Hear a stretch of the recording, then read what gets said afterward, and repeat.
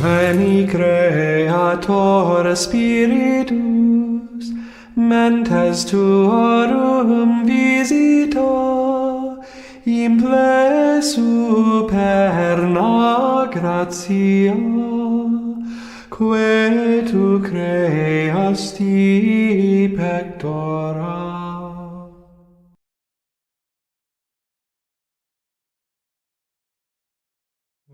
Orate celi de super, et nubes pluant justum. Orate celi de super, et nubes pluant justum. Ne iras caris Domine, ne ultra me mineris iniquitatis, ecce civitas sancti facta est deserta, Sion deserta facta est, Jerusalem desolata est, domus sanctificationis Tuae et gloriae Tuae, ubi laudaverunt Te, Patres nostri. Rodate celi de super, et nubes pluant justum. Peccavimus et facti sumus tamquam immundus nos, et cecidimus quasi folium universi, et iniquitates nostrae quasi ventus abstulerunt nos, abscondisti faciem Tuam a nobis, et alisisti nos in manu iniquitatis nostrae. Rodate celi de super, et nubes pluant justum. Fide Domine afflictionem populi Tui, et mite quem misurus es.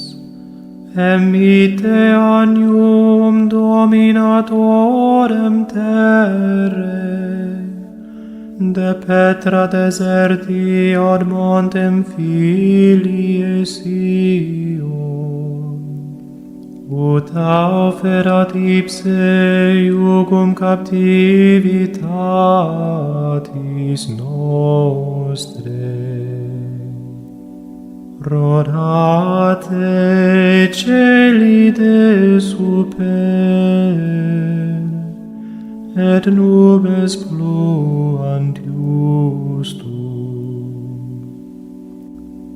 Consolamini, consolamini, popule meus, cito veniet salus Tua, quare merore consumeris, quia innovavit Te dolor, salvamo Te noliti mere. Ego enim sum Dominus Deus tuus, Sanctus Israel Redemptor tuus. Rodate celi de super, et nubes pluant justum. Kyrie eleison. Kyrie eleison.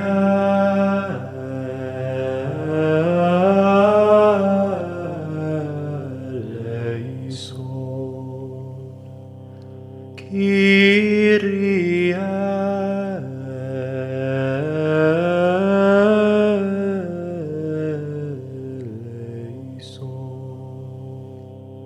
Christe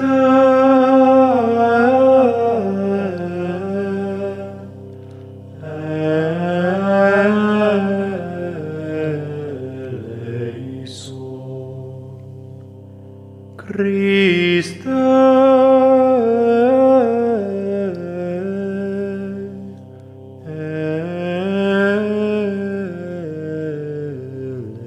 eleison. Christe eleison.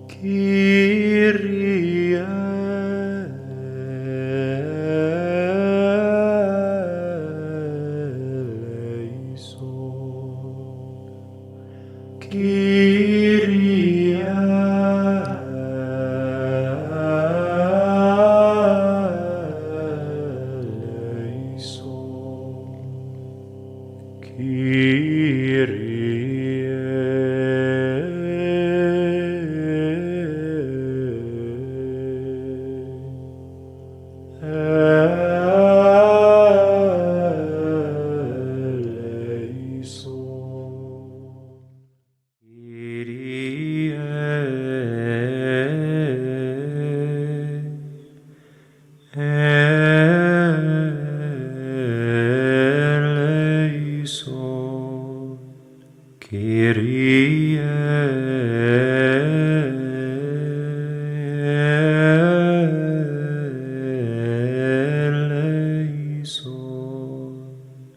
Kyrie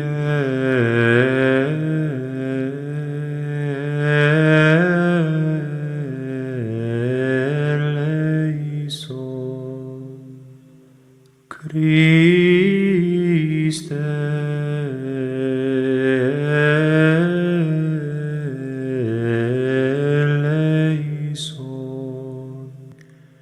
Christe eleison.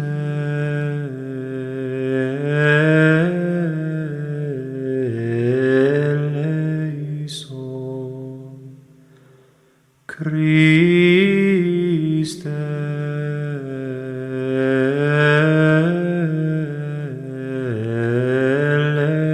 eleison. Kyrie eleison.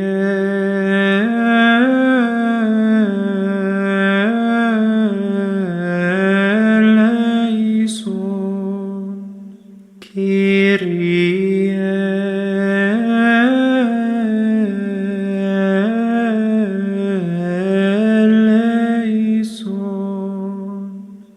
Kyrie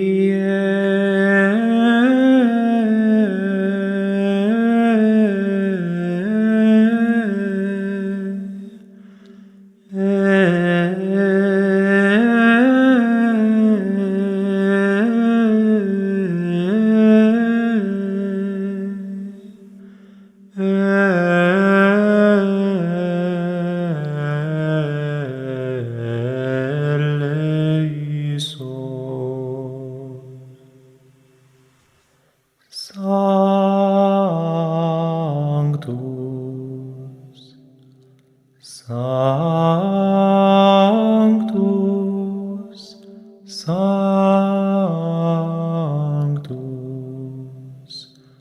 Dominus Deus Sabaoth,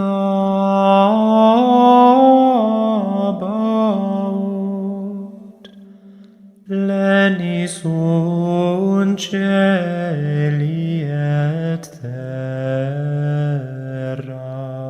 gloria tua.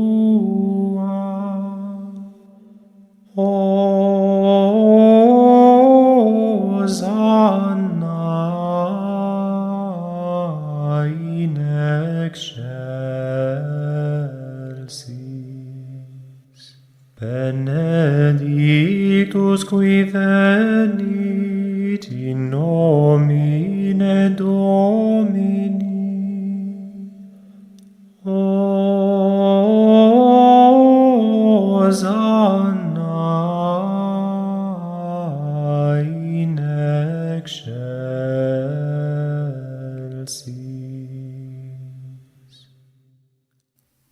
Agnus Dei, qui tollis peccata mundi, miserere nobis. Agnus Dei, qui tollis peccata mundi, miserere nobis. Agnus Dei, qui tollis peccata mundi, dona nobis pacem.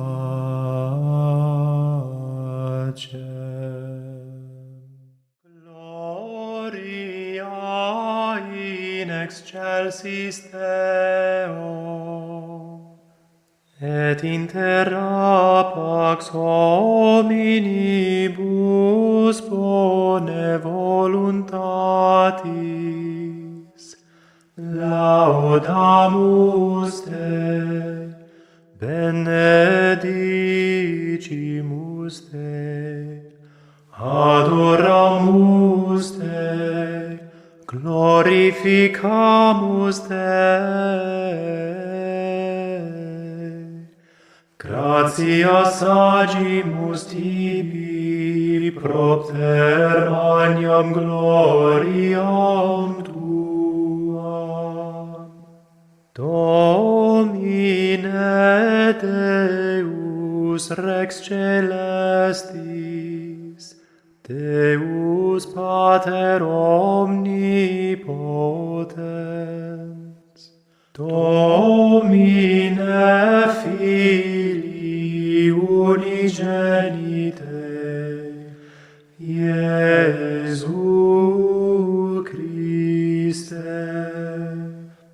Domine Deus Agnus Dei, Filius Patris, qui tollis peccata mundi, miserere nobis. Qui tollis peccata mundi, suscipe deprecationem nostram.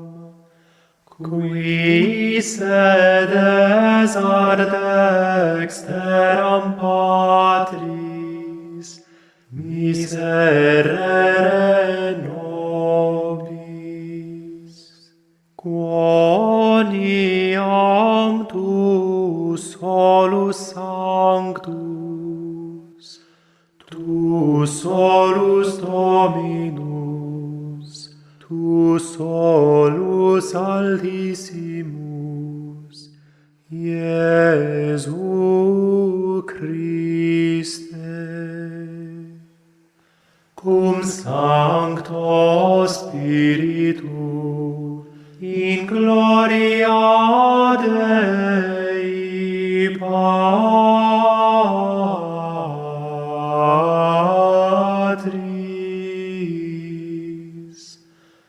Amen.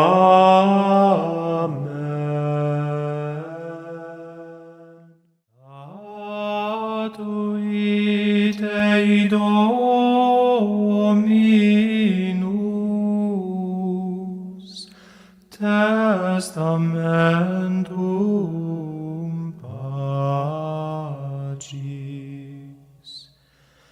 et principem fecit Deum, ut sit illis sacerdotii dignitas,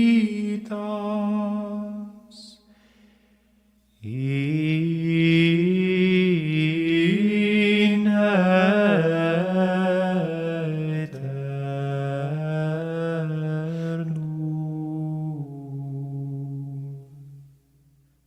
Memento Domine David,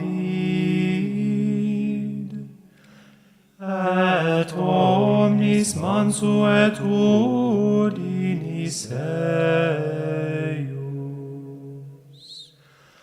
Gloria Patri et Filio et Spiritui Sancto, sicut erat in principio et nunc et semper, et in saecula saeculorum. Amen. Statuit Dei Dominus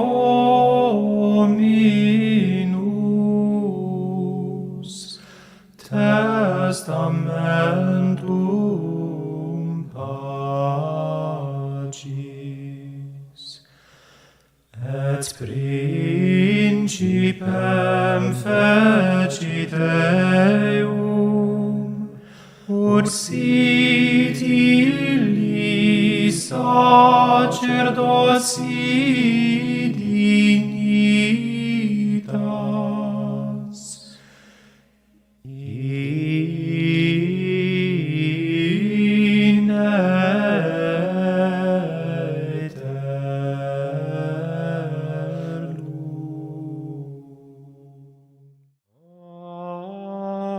Ave verum, corpus natum,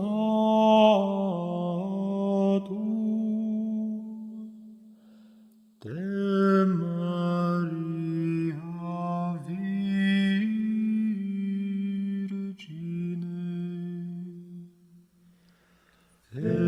ere basum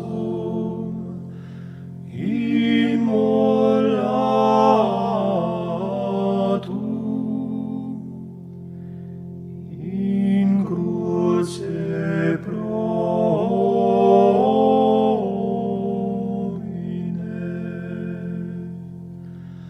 cuius latus perforatum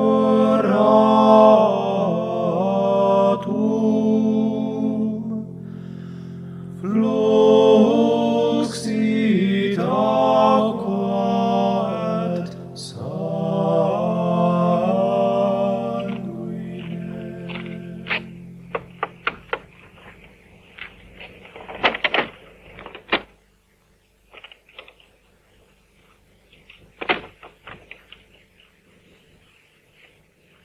Good evening. Good evening, Mr. Davis. Will you come this way? Thank you.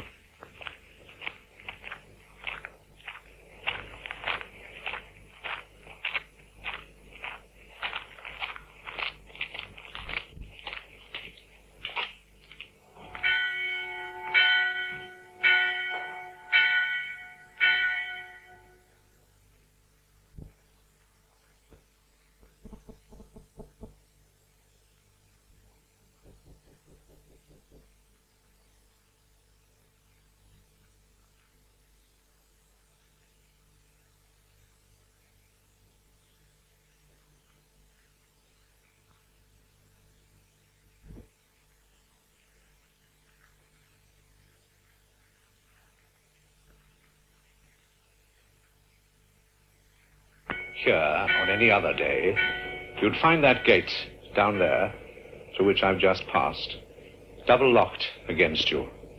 Your only means of communication with the people who live inside these walls will be through this grill.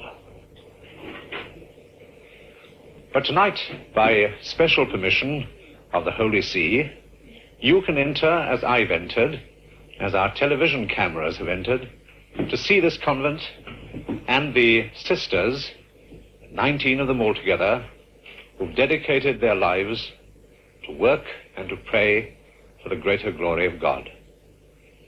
Now, as you may know, there are two main orders. The first, the active orders. Those are the nuns who go out to work amongst people, to do missionary work, to do works of mercy, to teach and to nurse. Now, in this particular, look after people who are sick and ailing, no matter if they're Catholic or Protestant, who suddenly find themselves in need of help.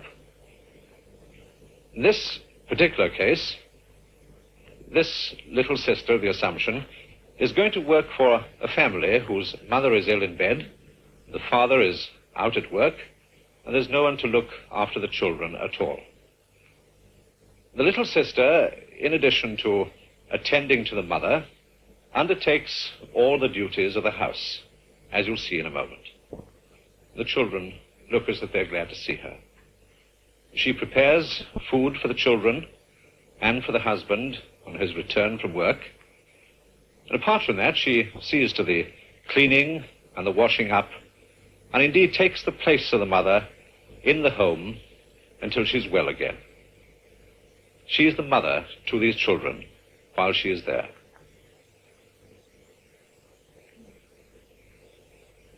But those are the active orders. There are also the contemplative orders. These nuns live within walls and never go outside. One of the orders is the Carmelite order.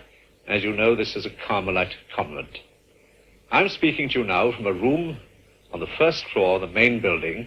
It's the room of the Mother Prioress.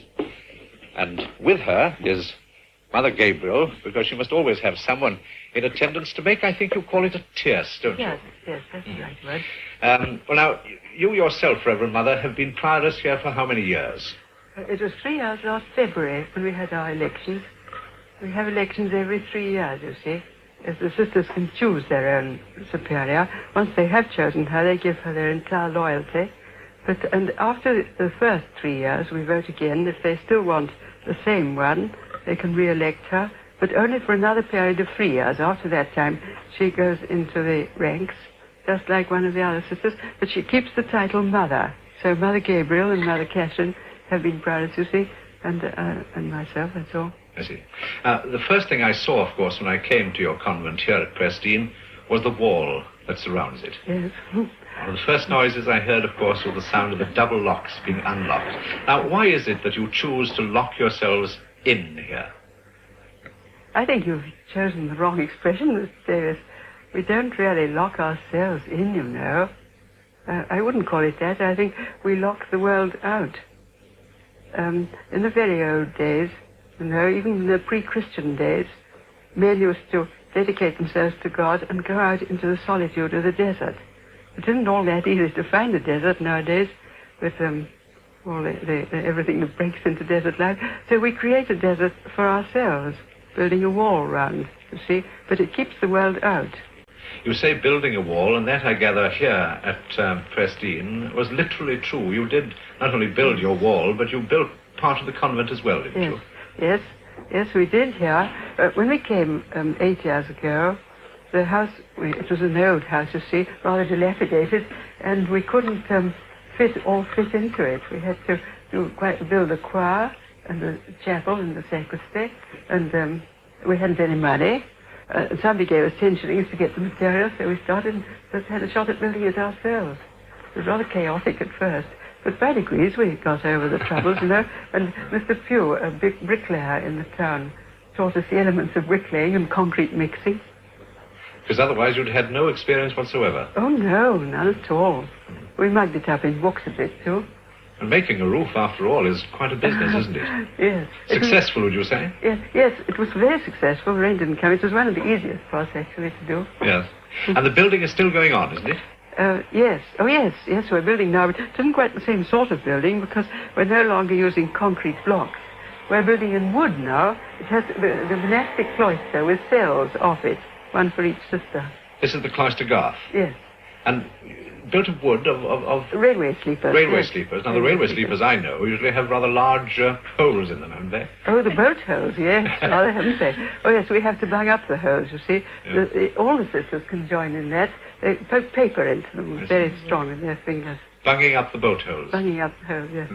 Until these new cells are ready, you're living in these huts on the lawn? Yes. Yes, they're little garden sheds. We had to get those when we first came so that each sister could have a cell. As I told you, the house wasn't big enough. But you'll be quite happy to leave them, I suppose? Oh, no. No? Oh, no, I don't think so. We simply love our huts, those kind of cells. Inside, of course, they're very sparsely furnished. Yes, just the old and the new. Yes, just the minimum. There's a black cross. I'm going to refer to that black cross later on, Mr. Davis. And then below the cross, on the left, you'll see a holy water stoop. And below that is the bed. There's a pillow.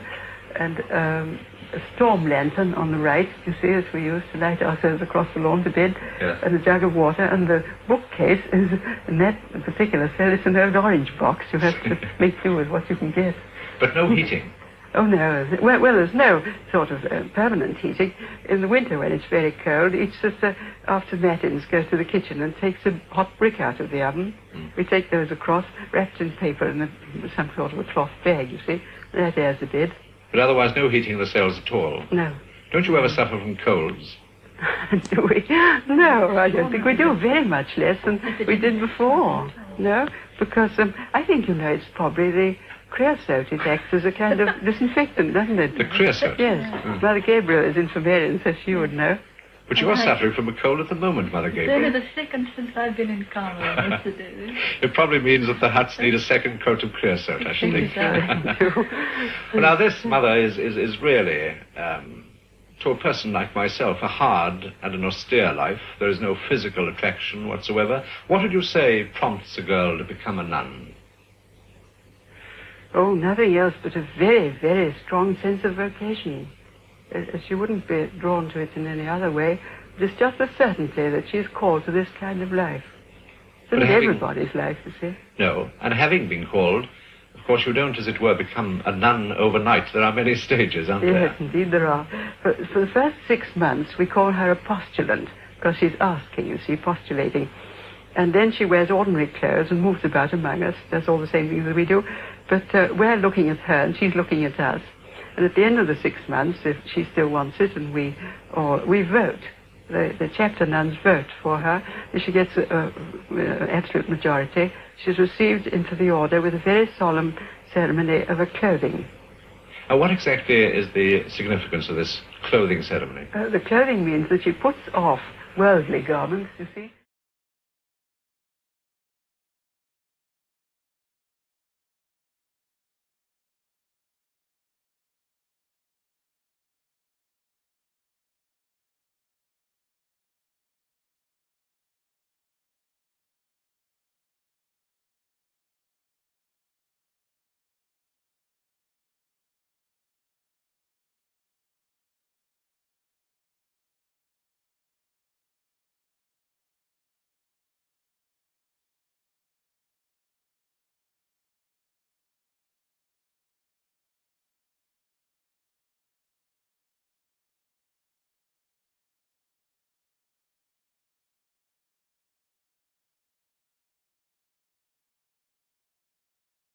And yes, those are the ordinary clothes that she would have been wearing for the 6 months. She takes those off and she's dressed during the time of the ceremony as the bride of our Lord in white.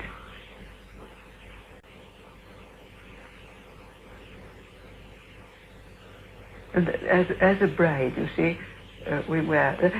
perhaps you'd be interested to know that sometimes the hangings on the altar in the church are made from the dress she wore as a bride. Very often the train.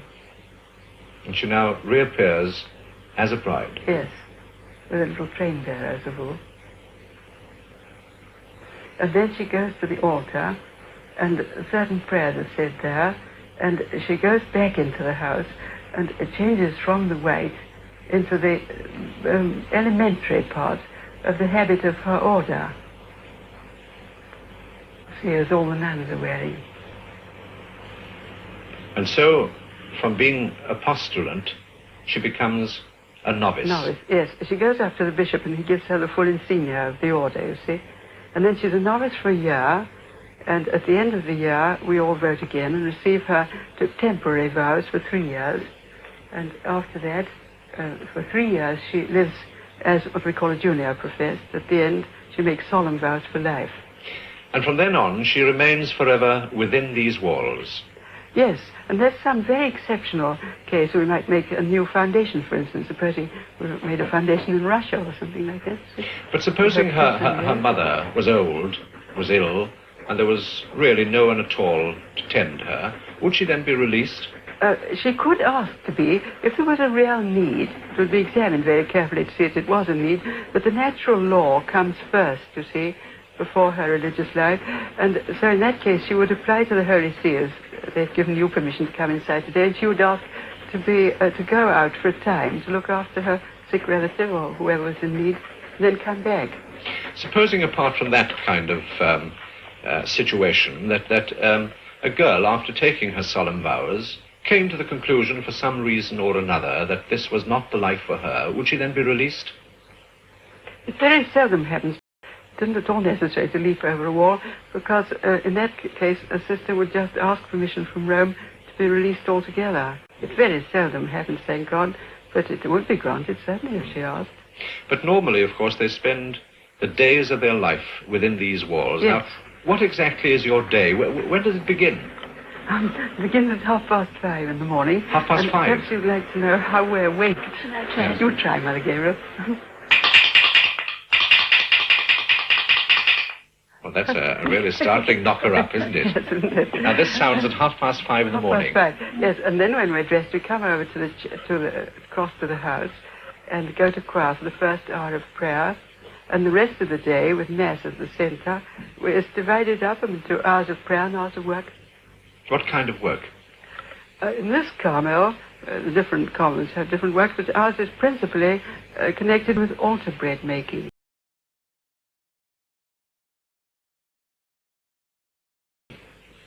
For firms, and we do, that's the chief thing. It employs a great many sisters. And we make vestments a certain amount. We make Christmas cribs and Christmas cards. Mother Gabriel has 3 little presses. And then there's the garden, of course, and the livestock. It takes a terrific lot of energy and work.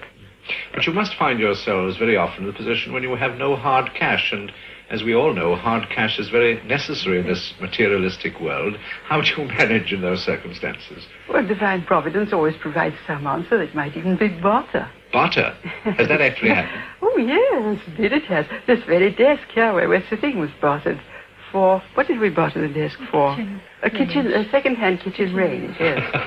Yes. And another, as you came in at the gate, did you notice the beautiful chapel door? The door, yes, I did. Oak door. We bartered that when we moved here for a motor mower and a flock of geese. Well, it's a very good exchange, I must say. Yes, isn't it? Geese, you're saying. Yes. Are you vegetarian? Not in the strict sense of the word, we just don't eat meat.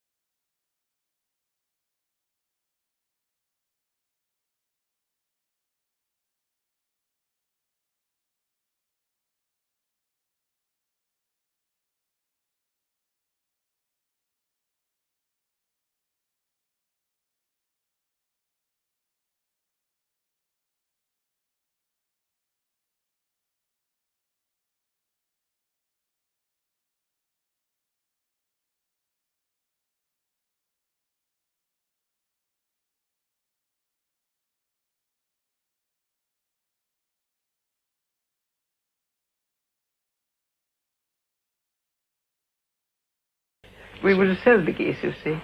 How many meals do you have in a day? 2, dinner and supper, and 2 snacks, I think. Or these, what I've heard described as little jug and 3 o'clock. Yes, that's it. Yes, They're just little snacks. Standing, just a snack. Standing, because it's hardly worth sitting down. Yes, quite. When I was in Caldy with the television cameras about 2 years ago, they had there not a vow but a rule of silence. Do you have it here as well? Oh, yes, it's very strict indeed. That it's not so absolute as the Cistercians. They have a sign language they talk to each other by, but we only use a very few signs in places where we shouldn't speak. But otherwise, sisters can come and talk to the brothers as much as they want, and the novices to their mistress, and about their work if necessary. You wish to dispense with communication, not just with speech? Yes, that's really what it is. But there are certain periods, you say, when they can talk to each other. Twice a day we have recreation. Yes, it's after 2 meals. What do you talk about on those occasions? Is it a very light-hearted chatter, you know? Do you gossip yes. and so on? No, we don't gossip. No, well, light-hearted chatter indeed, yes. And we sing sometimes too, and sometimes read. I might read to them out loud. But no, one of the things we have to be awfully careful about, you know, is the law of charity, because you can quite imagine, Mr. Davis, a whole lot of women living together. Supposing they started gossiping and making personal remarks, it could create a real little hell, couldn't they? Well, I refuse to answer that question. I'm sure you're right. I'm told also that once a year, is it that each sister is allowed to go into retreat? Oh, yes. Yes, we have a lovely hut down at the bottom of the field. You spend 10 days alone there. That's a wonderful time. Really alone? Yes. And everybody looks forward to that? Oh, yes. Well, now, the main virtues are they not? Poverty, chastity, and obedience. Yes. Very difficult virtues to achieve and to practice. Do you find that members of your community sometimes chafe at these restrictions? No, not chafe. Certainly they find it hard, because you must realize we come here to meet trouble and overcome it, not to run away from it. I tell you what, Mr. Davis, would you like to come and ask them individually? They're all at recreation now. In the community room? Yes. I'd like that very much, if I may. Go. Right.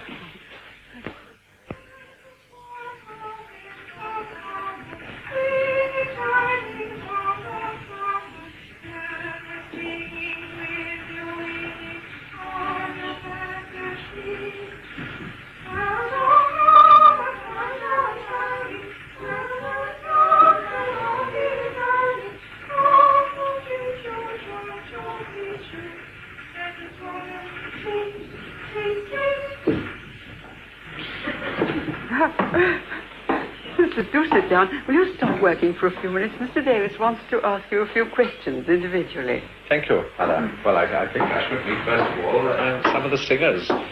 This is one, I think, here, isn't it, Sister? Sister Imelda. Imelda.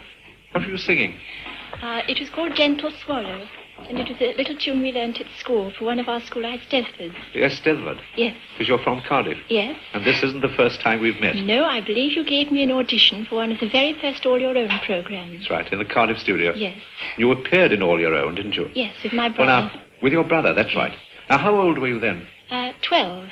And that was how many years ago? Well, I'm 19 now. 7 years ago. I expect I've About changed then. a lot. Well, you have. You don't look exactly like someone who comes in for an audition for All Your Own, I must say, by this time. Were you at that time, you know, when you were 12, had you then decided that you wanted someday to become a nun? No, I hadn't thought of becoming a nun then, but when I was about 13, I found at home a copy of the life of the young Carmelite saint, Therese of Lisieux.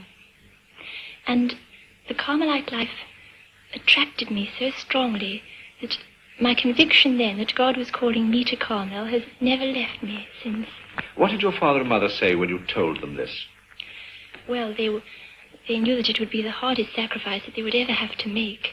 But I think that at the same time they felt the wonderful happiness that comes from giving a child to God. And when my brother was asked once how he would feel if his sister became a Carmelite, he said I should feel very honored. Were you allowed to go immediately? No. Daddy thought it would be best if I went into the world to have a little experience before entering such a strict order. Yes. So after taking my school cert, I remained only 2 terms in the 6th form, and then I ventured out into the world because I thought it would be well worthwhile if it meant coming to Carmel a little quicker. For a job? Yes. What job did you have? Income tax. Income tax. That's enough to drive anyone out of this world, isn't it? I agree. I feel like that very often myself. Do you see your father and mother often now? Yes, they've been to see me about 4 times since I've been here. Do they come to that little parlour that you have and speak to you through the grill? Yes. And you to them? Yes, only we feel just as if we were all at home together. You never touch them? No, that doesn't make any difference, though. At all? No. Do you write to each other frequently? Yes, every week I send them the Carmelite bulletin and they send me back the news of home.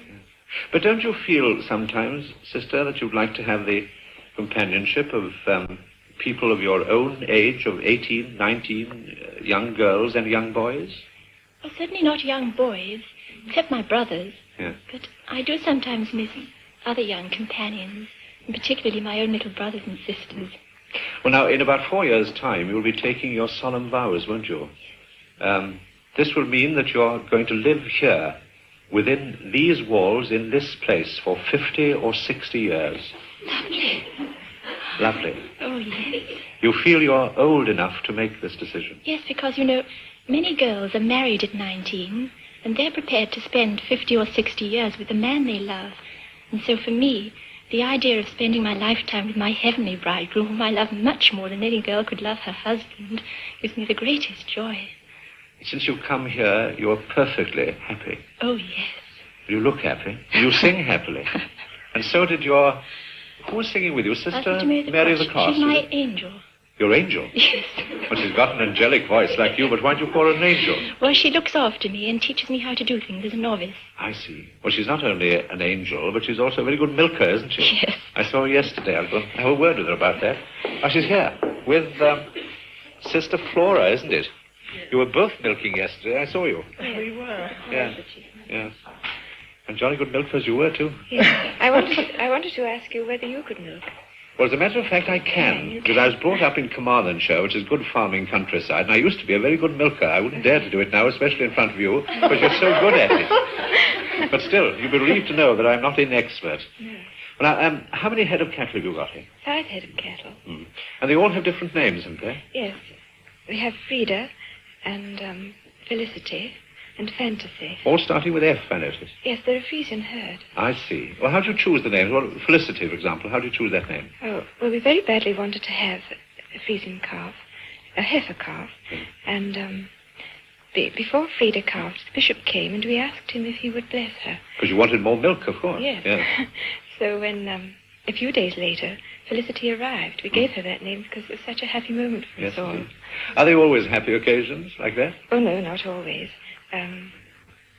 Well, the next time we wanted to have a calf, a bull arrived, and so we gave him the name of Fiasco.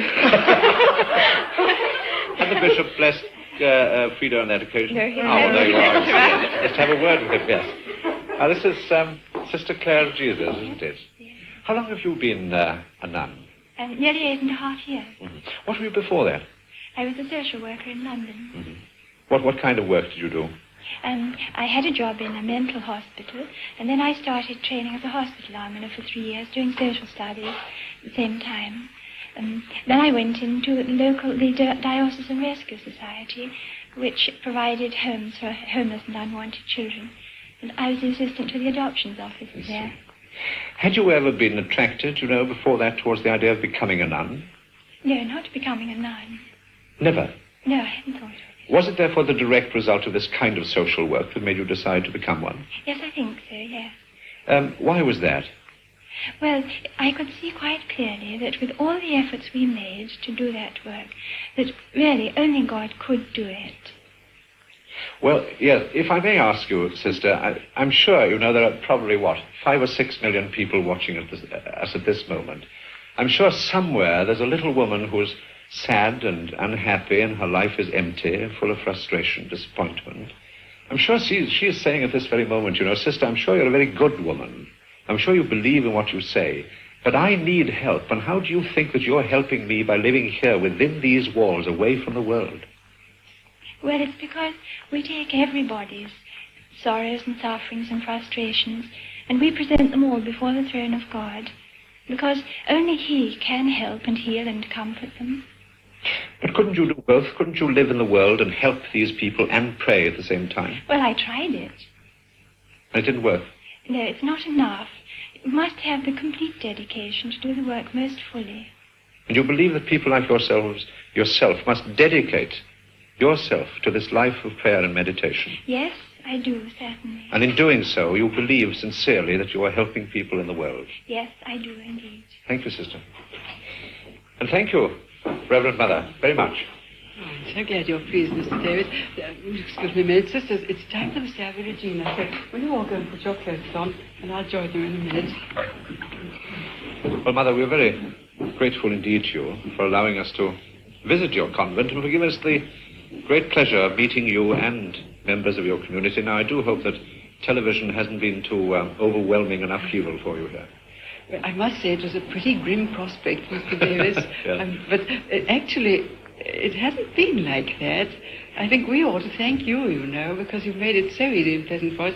And I think I can speak for everybody. This really has been great fun. Good. We've quite enjoyed it. So you won't think I'm rude, will you, if I tell you that we'll find it still more pleasant to double lock those gates tomorrow. Yes, yes. And come back to the life and the work you see that we've undertaken for your sakes. And now you're going to sing the Salve Regina. Yes. So we're going to finish off the day, finish off the television program, I mean, in the way we always do finish off our day. So I must say goodbye now, Mr. Davis, mustn't I? Thank you, Reverend Mother, and goodbye to you. And thank you very much indeed.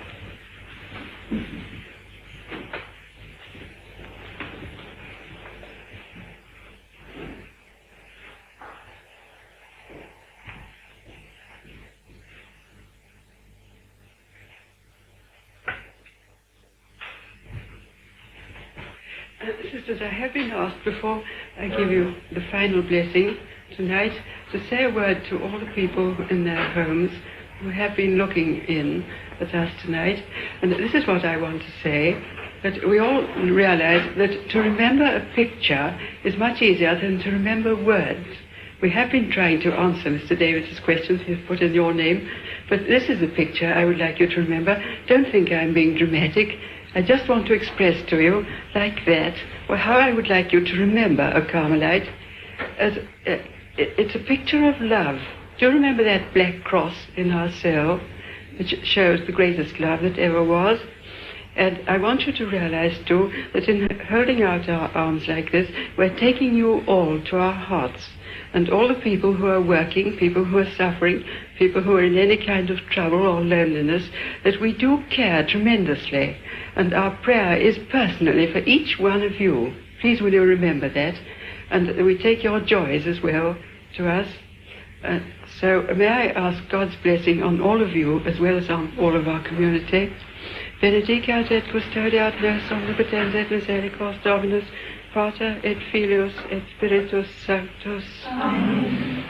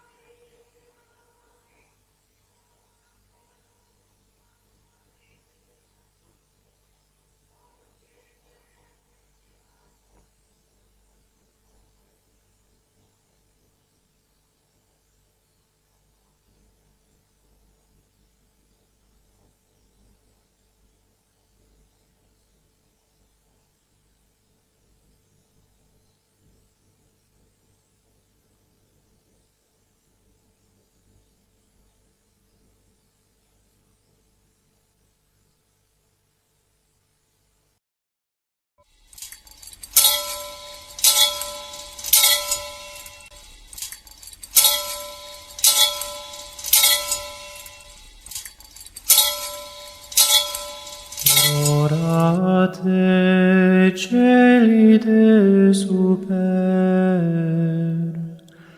et nubes pluant justum.